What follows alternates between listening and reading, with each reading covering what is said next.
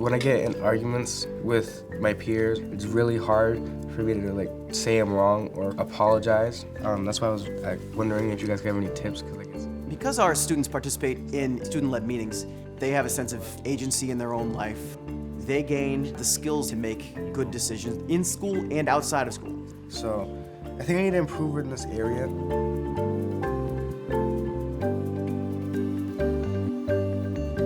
So often in anything that you do in education, in life, students always feel like, oh, adults are always saying their opinion. I don't have a voice. I never have any say. So part of what we do with the student-led meetings is they get a chance to say what their concerns are, how they see things. Welcome, everyone. Alec led his own meeting today. And we bring in all the teachers, me, parents, to say, here are some strengths of mine, and here are some challenges that I need help with. I'm very happy that they decided to have everybody in the same room because it allows all of us to get all on the same page. Like my schoolwork and tests and stuff is pretty good, but when it comes to homework, it's really bad. Homework really hurt my grades this quarter, so that's something I really need to improve. The second I get home, I don't feel like doing anything else involving school.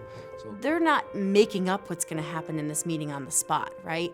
That's intimidating. Instead, he's got this structured document with things he's proud of, things he needs to work on, specific steps that he's going to take. So they come up with their steps and their goals and what they want to work on and what they may need support with. For me, it's actually being able to sit down and get it done, because once I sit down and get it done, it's gonna get done. Getting started is the hardest part for me. So I can stay after and do my homework before I go home. For Mom and Dad, when a student stays with me, I write a note and I say, Alex stayed today until 3:30. He did a great job working on his POW. So that way there's good communication back and forth.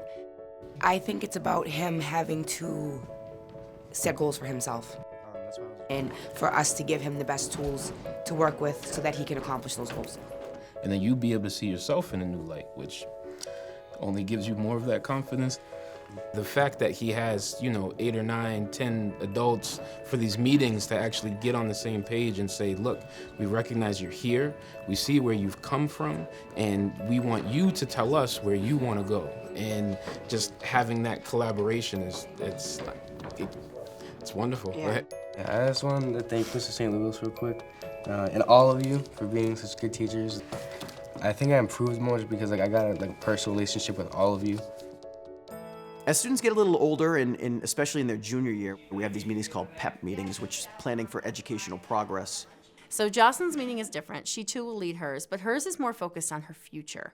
I went to Holy Cross. I've been around Clark a lot, but those are the only two colleges I've really seen, I guess. During junior PEPs, we like to find out what their future college ideas, goals, aspirations are. The medical field is very fascinating for me, but I haven't really gotten more in depth with it. This meeting was basically to evaluate where I should be looking for colleges and to see what are my strengths and what I need to work on more. A lot of our students are the first generation to go to college, so they don't have any experience in the process, and sometimes because they don't, they think that it's out of reach.